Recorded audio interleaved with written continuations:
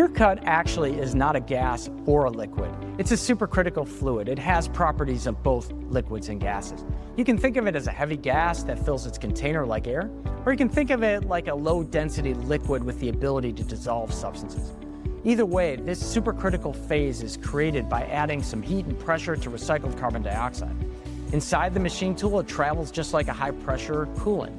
Once it exits the tool or the nozzle near the cutting zone, it rapidly expands.